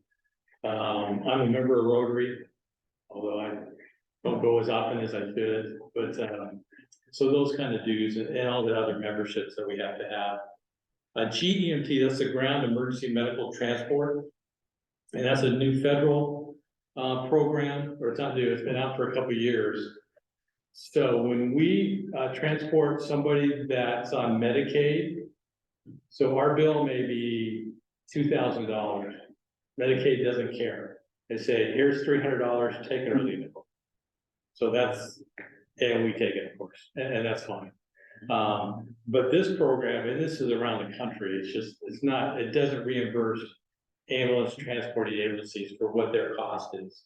So this program, Ground Emergency Medical Transport, it's federal dollars, it's passed through the state, and it gives you a higher amount of reimbursement for a Medicaid call. So that's what that is. But the state says, if the money's coming through us, we want our share, and that's what that is. What's the consulting part? So we have, Money laundering. so we have, the state wants their share, and you won't believe the paperwork that's necessary to do this. So there's a company that will do the paperwork for you. Oh, See, so you have to determine what does it actually cost you to run a call, not what you charge. So they look at the footprint of your station, where the vehicle is, how much would that cost, how much per square foot. sure. So they do all that. They make sure all the forms are turned in. I think we're getting to a point where we won't need them because it's the same thing year after year, but that's what that was for. Mm. Well, that middle year was twice as much on average. 61,000. Yeah, because they did, I guess that's the middle of it. so what they did was, the program went into effect several years ago, but we weren't allowed to collect any money until last year. So they went back and said, you can still get that money. And then it's a percent, the state takes a percentage as well as the consultant, they take a percentage. So the more money you get, you're paying more, but you're getting more, if that makes sense. So, yeah. So we only have to pay that. So that's about maybe about 15% of what we're getting. Total. So it's a big cut. It's not insignificant, Yeah. but yeah, the state's gonna take their share no matter what, and the consultant is 5%, I think. No, that's a good question. So here we have employee recognition, that's on line 8, that's what we said moved from another line. And that's, again, that's where our banquet would be. We hold in April. Website, pretty much. Computers and phones, that's mostly for replacement costs. We had to catch up a couple years ago. We just had so many old computers that were just bricks in the offices and cubicles that we had to update. So a couple years ago it was high, but now this is just pretty much going forward. Our website, IT services, we have an outside IT company that provides IT services for us. That's line 12. Board meetings, so we use software, all the board members get all their meeting materials. I think you're probably using that on your iPad, so she can get all the meeting materials through the software company. Board conferences, we've been encouraging the directors to go to conferences and they do, which is awesome. Board elections, so every other year we have a board, or just every odd year we have a board election. We have to pay for that, so this would be, it's run through the county bills us for that. And it really varies, it depends, are there other things on the ballot? So they divide what it costs among all the ballot issues and people. So a couple of years ago, when we did our local option levy renewal, we were the only thing on the ballot. That was a very expensive election for us, because we had to pay for everything. But we had to do it, there were no other options. Audits, so we have auditors that go over our books every year, it's required by state. Chief, does this, like the audit, I know this has gone up to probably have to do 3 audits or something, right? This covers all 2 districts plus Wilphia? Not wealthier. Okay, Yeah. so it's just an increase in price. Yeah, we went to a different vendor, we had all the problem we were having before with the other, with that. Yeah, so Okay. this is the acuity, so it went up You should get in that 7,000. business. No. So you get paid every It's penny that they're worth. an issue around the state, there are few auditors that want to deal with this, and so, Right.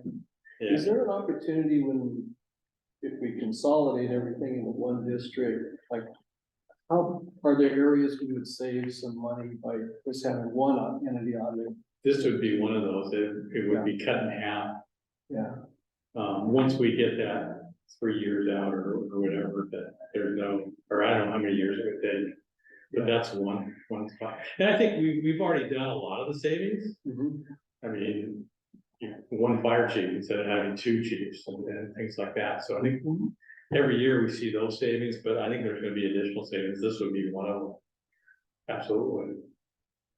But things like dispatch, right now we get a bill for the ambulance, we get a bill for fire, it'll be one bill, but I think it'll just be added. It won't be, okay, obviously. yeah. So that's good, when union negotiation, right now we're on middle of a 3-year contract, so that's good. Legal is pretty set, that's our attorney costs. Payroll service, we use ADP to do our payroll. Business consulting, that's just. I don't think we've ever, we used it several years ago, I don't remember what that is.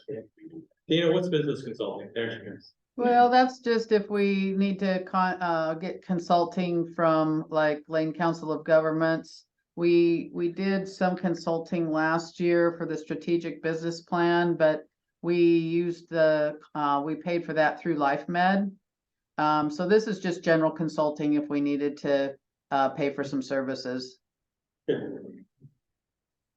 And then peer support, that's supporting our firefighters and medics, things like stressful calls.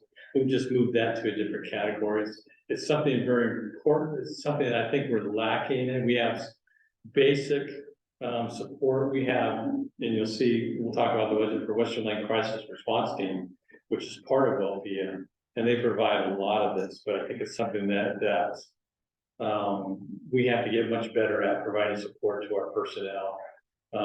We've had two of our employees go out on workers' comp claims, disability claim for PTSD, and that's, I think it's around the country, around the world is an issue. So something we're taking very seriously, and I think we're good at addressing concern with our people, but I think we can always be better, and we're trying to do that.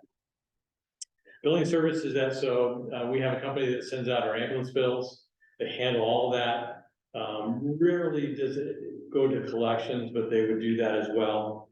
And they take a percentage. So the more we pay them, the more we're getting in transport revenue. And then our insurance and workers' comp insurance are pretty standard. So total material services 1.4. You see the comparisons, it's very similar or less than last year, similar to the year before. So we've been very good at maintaining, I think, our costs there. So that hasn't gone up, but our personnel services. It has. So summary there, so personnel services, about 6.1 million, material services, 1.4. So this is where we'll have that unending fund balance. That'll be our net working capital for following year. So we've never had that with Welfia before. That's why the historical data is empty. Again, that's to pay salaries for 34 people for 5 months and material costs. Reference point, do we have an ending fund balance projected if we're just looking at Western Lane? Do we have, That, I don't know that don't know this. we did. I know at one time, but I think did you hear that question, Dina? Yes, and I think, In there. we talked about that today. I believe we in the Western Lane ambulance budget on page, one of the last pages, page 8, in your spreadsheets was, unappropriated ending fund balance at 250,000. Well, that's because we moved everything to Welfia. So that's not, I know your question is, it used to be 1.6 million. Yeah, so Why is it for 1.6 million like again? comparison, and see where we are on the financial health of the district, so we can see the potential. So it's 1.6 million this year. I think it would have been very similar. Okay. I'll get down the hall.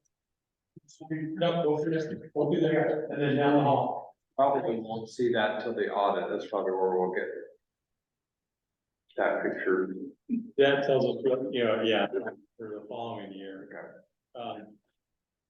So it would have been, so what Director Webb's asking is, it's 1.6 million in the current budget. It should have been something similar if we hadn't combined. Right, but we are moving all that money over to, so that ending fund balance is now in Welfia. Yeah, but do we know what it would have been if I don't think we have that number. No, we can- don't. We'd have to calculate it, but we could probably figure it out. I'm suspicious that it might be on our monthly financial reports, that we get some kind of forecast as we go through. Could be, Um, yeah. I'm sure we have that number, we just have to find it for you. I know we've spent some money on capital, and I'm just curious as to And where. we'll go over our capital. Oh, we're putting money back into capital, so I mean, we have, yeah. So I think financially, we're adequate. Yeah. Okay, so total requirements for Western Lane Fire and EMS Authority, 9.9. So you say, well, last year it was 6.9 and now it's 9.9. What's the big difference? Well, it's that ending fund balance. So if you subtract that ending fund balance, it's 7.6 million, which as compared to the current year of 6.9, close to 7 million. Because last year we didn't have to have that ending fund balance, correct? Correct. For Welfia, we didn't, it was in the other agency, but we've added people, we've added some employees, that's where that, I think our personnel services has gone up 700,000. Which explains the difference between the two.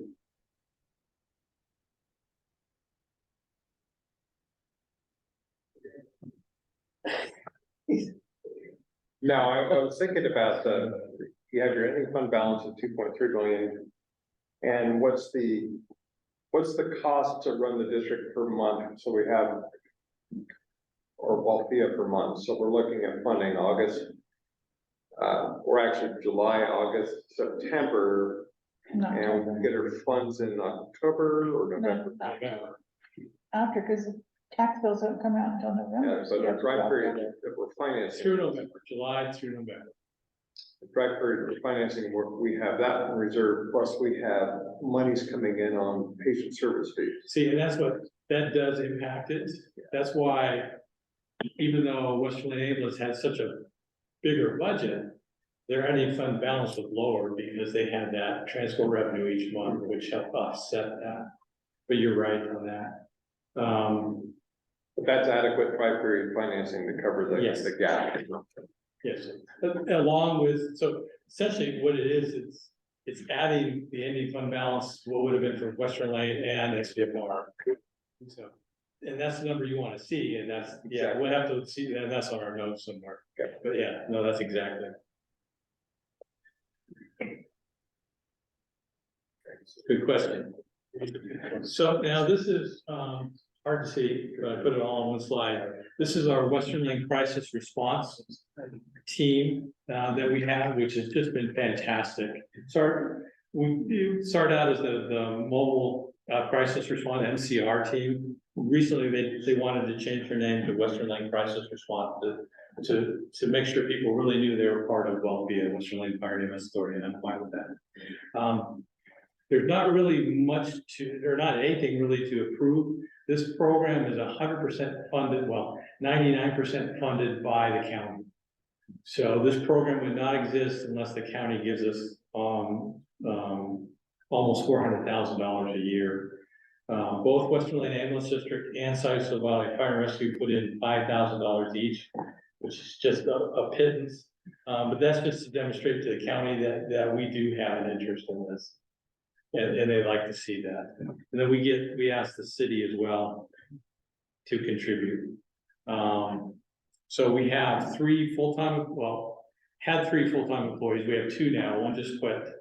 And then we have a lot of part-time responders. So my pager just went off. That was for our NCR team to go, somebody's having a crisis, somebody, it could be, suicidal ideations. It could be, they just have no idea where they can find housing in this area or something like that. So it's a short-term crisis. So it helps us. Now before, the only thing we could do is take them to the hospital. The only thing police could do is take them to jail or to the hospital. And the hospital said, is there anything wrong with you? No, there's nothing wrong, nothing physically wrong. So then they leave. So it's really, it's supported, very supported by the community. We're really looking hard at funding for this program. Again, right now it's from the county, funds from the state that have been funneled through the county. We go pretty much on a 6-month basis. The county will say, yeah, you got funds for another 6 months. So it's tough on the program to do it that way. So we're working, but just wanted to show what we're spending it on. Again, there's really nothing to approve on this. It's all funded by the county, which has been fantastic. And can you explain how this is implemented a little bit? Yeah, so they have pagers just like I have pagers. Yeah. So somebody or a police department or a police officer or an ambulance say, maybe get called to somebody that looks sick, and they get there and they say, no, I just feel bad and I think I might hurt myself. Yeah. And they call dispatch, tone out the Western Lane Crisis Response team. And then 2 of our people will go and they'll help them out. Okay, those people are in this department, They're in this department, they're not certified. so they're just designated crisis response Yeah, members. yeah. Yeah. And we've got several in the Mapleton area work with our as part of our Yeah. members. Okay, I think that's good. Yeah, and they're not firefighters, they're not EMTs. Yeah, Sort of like the cahoots program. yeah, Eugene, that's why very, I very just similar. sent them a check. Yeah, they also, if we have a structure fire, they'll come help support us as far as the support personnel. They can help find housing for people, clothes. They go on death notifications with state patrol or the sheriff. Sure. To help people out. They go on, if there's a call involving a death, they will go and help. Family members with whatever they need. Sure. If they don't need any help, then that's fine too. Sure. There's no charge for that. It's just, Yeah, that's good. Program. we're very fortunate. We've got some very dedicated people that want to do this and overseen by licensed social worker. which is a requirement for the state, and everything is reported to the state. Mhm. And, we're hoping at some point that we can, if it's a Medicaid patient, that we can bill that to the state. And there's a lot of interest in that, it's just, how do we do that? Yeah. So, and it's not a requirement for services, of course, we would do that free of charge. Yeah. Yeah, this program's been up, for about, a little, well, about 4 years, I think. So I got here in 2019 and they said, guess what, you're running the MCR program. So, and it made sense. Yeah. That was okay. So great program. So here, Has it always been funded by the county? Yep. From inception? Yep. So but it's a program of WLAD, so it lives under you? it lives under us, the full-time employees are WLAD employees, well, the part-time employees are WLAD employees. It's just Um, funded by, Yeah, it's funded completely by the state or by the county. And the county's been very good. I mean, they've given us 2 vehicles for that. Cause it helps, I mean, the law enforcement loves it. I mean, this is something they don't have to deal with and, that it takes up their Well, time. there's such a big push about mental health crisis and how the police are responding. It's really helping out the community by having. Yeah, I Yeah. mean, we seem to be experiencing more and more of that Yes, all the time in the yes. last 5-8 years. So and they'll make a phone call, if somebody calls in and has a mental issue. Yeah, They can call into 911 or whatever, and they'll say, please call this person. yeah, And, so we met, it's mandatory that it's 2 people respond together. yeah, that's good. And, and we expect law enforcement or, medical personnel, our people to be on scene, so they don't go there by themselves. Back up, see how things go. Yeah. So here's our capital outlay. Again, this would be, so this is back in Western Lane Ambulance District budget. So, capital stays with the parent agency. So last year we spent $624,000 on capital. We had to buy 2 ambulances, which is why, and one of them, we thought we could wait a year. Right now, you're looking at 12 to 18 months to get an emergency vehicle. They're custom made and it's just a lead time. Well, that's what they're telling us. A lot of times they say, you know, you better order now because it's gonna be 18 months, and then they show up in 6 months. So you have to, and that's what happened. We got 2 ambulances here, which we needed, but they came a lot sooner. So, next year, we have much fewer, capital, costs, capital outlay. Building improvements, we want to put an awning down at Station 10, to protect, we don't have enough room for all our vehicles inside the station. So one of them sits outside, we'd like to have an awning over that to protect it. We have to do some painting. There's a lot of brick on the outside we want to seal. Computer upgrade and iPads, we use iPads in all our vehicles. This is more of just general replacement and repair costs. Hands-free CPR devices, we call them Lucas devices. So when we're doing CPR, you've been taught to do, you do your compressions. We showed that the other night on the news, Yeah, now they have machines that do that for you. pretty interesting. Machines don't get tired, they do it much better, the quality is much better. And now we can free up one person to do something else. For cardiac arrest, you need at least 5, if not 6 people to do that. And now we have one person that we can free up to do other things, so it worked fantastic. There are many studies showing when people do it, the quality starts going down really. What would that cover? Is that like X amount of machines or One just machine. one machine? One machine, Really? yeah. Yeah.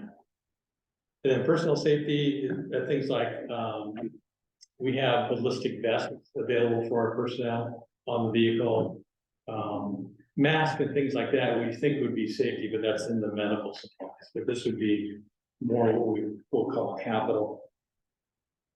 Portable pagers, just every few years, we have to replace our pagers. They get old, the ventilators, it's what you would think, I mean, it helps people breathe. And these would be, a lot of these are used for when we're transporting patients to, our specialty care transfers. Maybe like Eugene and other hospitals, they have to be on ventilators, so we need that equipment in there. And one thing you haven't seen, it's a lot of grant expenses. We used to anticipate we'd get grants and then put the resource and the expenditure in there. And if it didn't happen, then it was really messing up our budget. So now what we decided to do going forward, and the state said that's okay to do that, is if we get a grant, we'll go to the board and say, we've got this opportunity, this is what we're getting, this is what we'd like to spend on it. Do you approve, first of all, submitting that grant? And then if we get funded, they would do a supplemental budget. Okay. Any questions on capital? So this is all coming from general fund, the capital. So we have, and we're gonna look at a capital fund, but it's all from the general fund. So there's a summary, so again, it's the Western Lane Ambulance District. I don't know if that has the number you want either, Mike. No, it doesn't. So total requirements at the bottom. Oh, we did not put in contingency, which we feel that we need to do. So we have unappropriated ending fund balance of 250,000, but we can't touch that. So that doesn't count as contingency. So what we'd like to do is take some of that unappropriated ending fund balance, which we don't need for dry period financing. We just wanted to keep all our accounts, checking accounts and things like the LGIP, which are an investment account with the state, keep those active. So that's where that money would come in. But we would like to move some of that money to our contingency. Adina, what did we say? 100,000 into contingency? Yes, 100,000. We'd like to move 100,000 to contingency, and that would drop the unappropriated ending fund balance to 150,000. Same time, we're also putting 310,000 into capital reserve. Back to replace that ambulance, what we took out.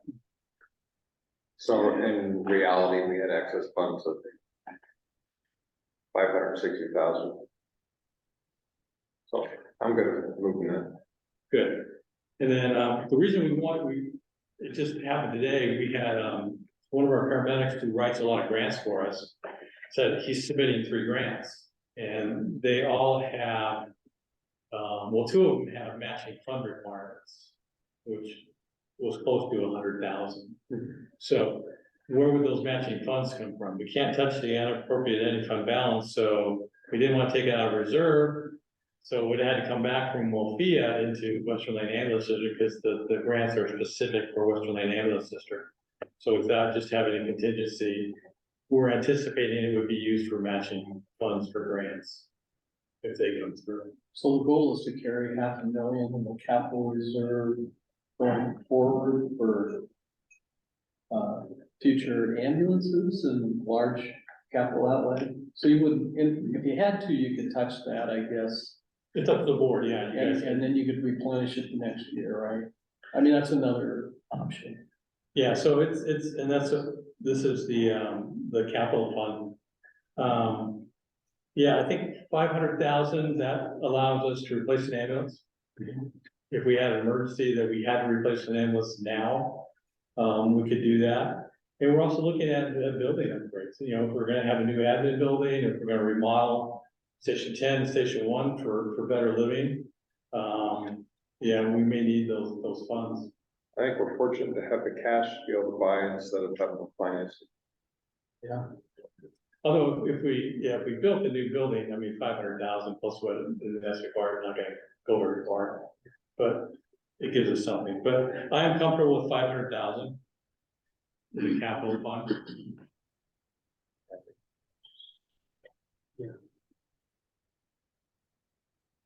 503,000. And this is LifeMed, I can't see the top, you guys can't even, but this is LifeMed, so we have the LifeMed program as well. So LifeMed, and some of you may be LifeMed members, it's a membership that's $65 a year, and that if you're a member and you are transported by us, we'll just charge the insurance company, there's no out-of-pocket expenses. And we get about 100, and we're looking at about 120,000 income from that. It's about 120,000 per year. So it's a very popular program with our citizens. They love that. They have no out-of-pocket expenses. It's just, we will charge the insurance company, we'll still send a bill. But then there should be no out-of-pocket expenses. We lose a little bit of money on that, so if we didn't have this program and everybody was paying their out-of-pocket expenses, we'd probably make a little bit more than 120,000, but it helps our citizens, and it's very popular with them, and they like the program, so I think it's definitely worthwhile to have that program. We would like we do advertise, and we would like to expand that. I think it's a great program. I'm not sure 100% of the people in our area know about it, but Have a figure on the percentage that do? Like at 20% or 80%? how many people are in LifeMed, Dina? I think our membership is just over 2,000. So about 10%, So it's Florence is 7,000. 9,000. Our ambulance service area is about 20,000 people, Yeah, including Mapleton, Swiss Home, but Very that's small. kids and stuff. I mean, percentage. I think there's probably, was there 4,000 to 5,000 households in Florence? I don't know if you know that number. Something like that. It sounds close. Yeah, so it is one membership for a household, not per person, so. Yeah. Whoever's living in the Yeah. house, yeah. So it's a great program, Could be expanded. and we'll continue it. And we also, we provide CPR classes, and the funds we get from that go into this program. And then we can spend it on training. That's where a lot of the training that we provide upriver communities will be paid for by this. And We supply med kits for Mapleton and Swiss Home, I think, for their vehicles. That came from this, and that's the QRT, the Quick Response Team Support and Training. And then all the advertising costs for this program is paid for by the program. The car seats and the helmets and all that stuff is in this fund, isn't it? That's a good question. Dina, are the car seats? That Would that be- I am not sure of. That's a good question. I always thought it came from this fund. It might, no, recently it was a grant. Oh, okay. This last. year, This was last a grant year. that Liz did was a grant, but, yeah, before, that's a great question. And that, it actually may. So we do, car seat installation classes, with events. And, we have a bunch of, bicycle helmets. We see kids without a helmet, we'll give them a helmet. So that's our Life Ed program, which sort of, we take, in line 20, you see, we take 110,000 out of that each year. We look at what we've done the last couple of years, but we put that into the general fund as a revenue.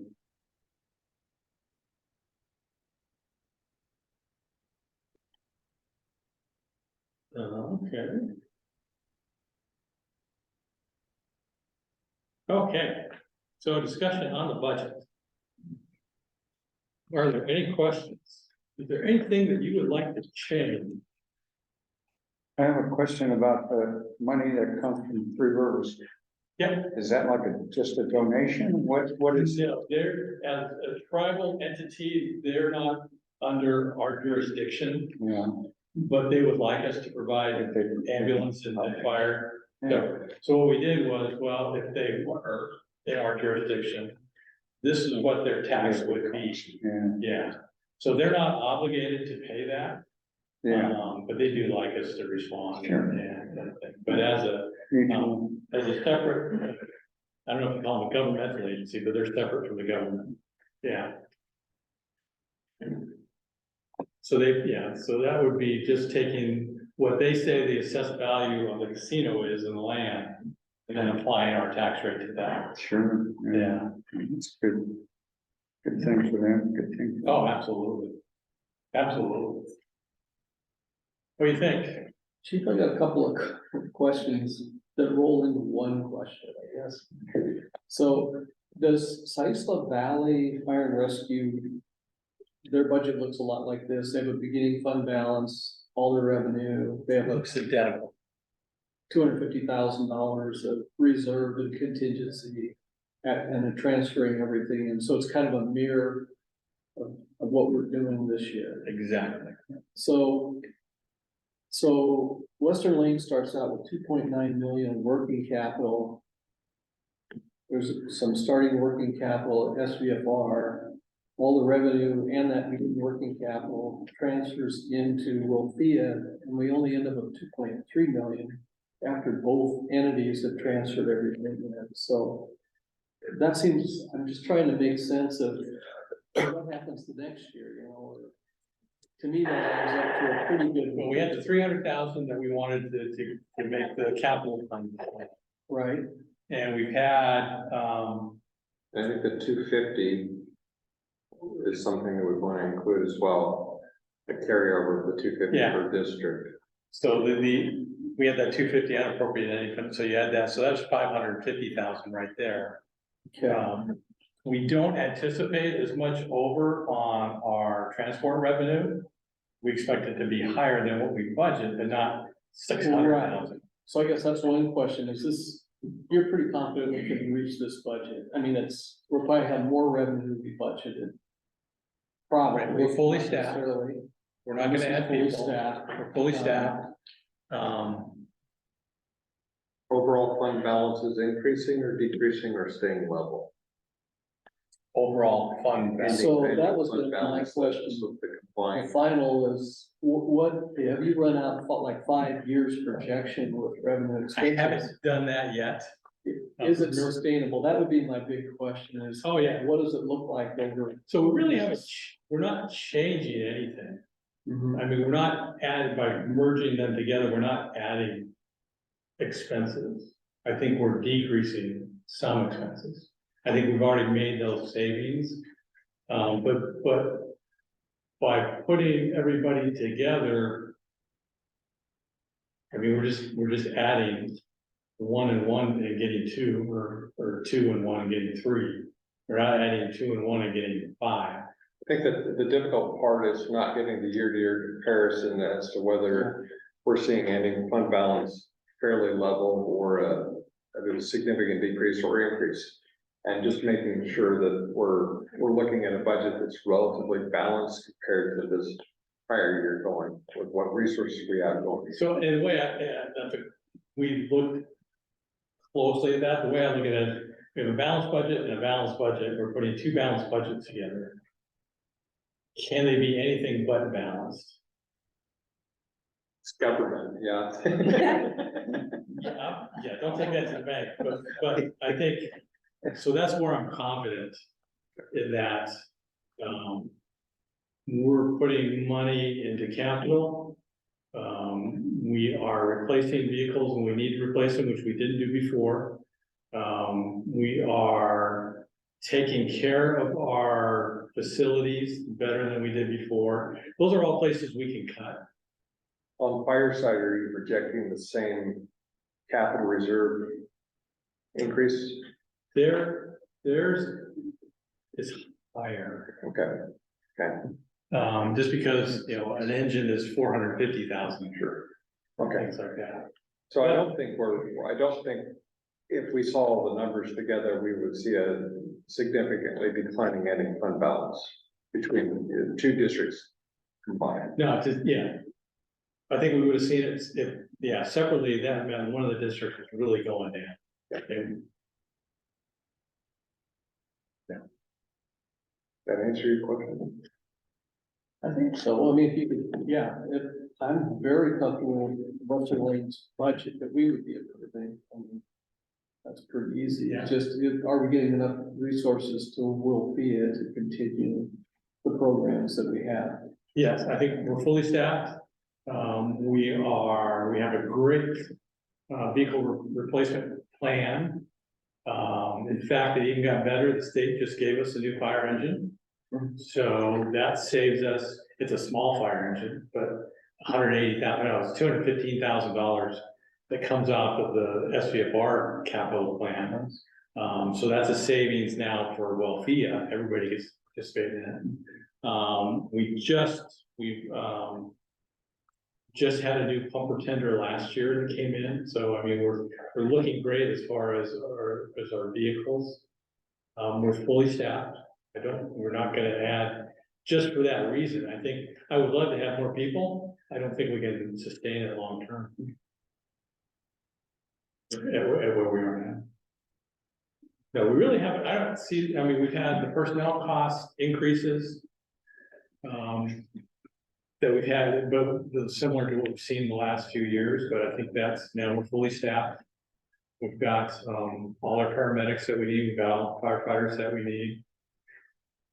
I say that we need, I'd love to have more, but I think now this is what we can afford. Yeah. I don't see us having to go out to the citizens and saying, we need to increase the local option levy, or we need to add one to for the fire department. I don't see that. Thank you. That happening. Yes. Thank you, Gary Howard. I don't see that You happening. got a great one now. I'm just falling out here. So good questions. Other questions? What do you think, Ms. Stewart? You think it's a good budget? I do. That's awesome. She's a big fan of the agency. I only have 3 paramedics in my. Exactly. Exactly. So Talked with a couple of them, and we're lucky, based Yes. on what's going on out there as far as having a stable staff. That absolutely. one grandson just got hired at district that he's working for has a very unstable workforce where they have one person that's been there 2 years, I think. Yeah, that's And when I look at our staff, I know some of the guys from Western Lane yeah. are still around, so. That's Some are 27, 30 years. Some of them have been here 27 and I don't we think have a Ross 30 is year? over 30. Rossi retired at Western Lane. Yeah. Yeah. So it's good and bad. Yeah. So what she's talking about is that this is a great place to work. We have great people. Yeah, and their salaries are, very competitive. They are competitive. Because I looked at that too. Oh, I watch Based that on my very grandson. closely. I watch it very closely. I don't want us to be the highest and we can't be the lowest. No, So I like where we are. And, again, the good and bad, I mean, good, we have people that stay with us and want to stay with us, but then they're at the higher end of their salaries and every penny is well deserved. But it's nice to have new people come in at the bottom and learn. And we're having, we're gonna have some retirements. I think Dave Rossi probably within the next couple of years. he mentioned that they're not, gonna be here forever, but nevertheless, they are. I hope he is, but yeah, that's gonna happen at some point. Dave Hackelman, who again was here for a long time. And, yeah, it's a great place to work and right now in this state, if you're a firefighter paramedic, you can go anywhere you want. And, I know, they had several offers when they were out looking, so Yes. it's been kind of interesting. Eugene tried to steal several of our people, and I'm glad to say that we only lost one of our part-time people, so that's good. You know what changes did we make? It was just, It was just just on the the contingency. Yeah, contingency. the only changes, actually no change, well, the one change, moving 100,000 from the ending fund balance of To contingency. 250 up to contingency. That's So the that only doesn't- change. That doesn't change the amount. It does being- not change the bottom line. Okay, So what's the magic number for the approval? 7,014,194. Might do that off the top of his Yeah, head. that's, I added it up. I think, yeah, that's So knowing this number, I'll make the motion to propose West Lane Ambulance District budget for the year 23-24 in the amount of $7,014,194. So motion was made by Director Webb, Second, second by Ms. Laser. Any discussion? That's the right number, right, Tina? That's correct. Okay, good. We don't want to mess that up. So all in favor of the motion, signify by saying aye. Aye. Is there anybody opposed? So it's unanimous. So then I'd make a motion to approve the permanent tax rate of 31.96 cents per thousand assessed value of the local option. And the local option levy tax rate of 45 cents per thousand of assessed value. Is there a second, motion by Director Webb, is there a second? I would second that. Second by Ms. Stewart. Are those the right numbers, Tina? Yes, they are. Good. Okay, all in favor, so the budget committee has to approve the tax rate. So you have the right to say, no, it has to be lower. You can't go higher. By state law, these are maximum. So you can't say, no, you guys deserve 33 cents per thousand. So these are the maximum. You can go lower. I hope you don't, because everything is based on these numbers. But that's why we're doing that. So we have a motion for the 0.3196 and the 0.45. Yeah. And a second. So all in favor, say aye. Aye. Any opposed? So unanimous. So thanks, everybody. That's a unicorn. Is that the new fire chief? Yes. That's cute. He calls me. Oh, he's proud. Chief. Yeah. Chief. Very cool. Well, thank you, everybody. Those challenge points are for you. I hope you will take them. I so much appreciate you helping us out. And Bob's gonna be here. He's gonna be on the next one. So we'll be full, I think, I hope. But your input is so critical to making this work, as well as the director. So would maybe like a tour of the fire station or anything? I don't know how often you guys come here. I was looking for the vehicles that needed a couple. And That's down at the other station. oh, okay, Yeah. might have seen them before.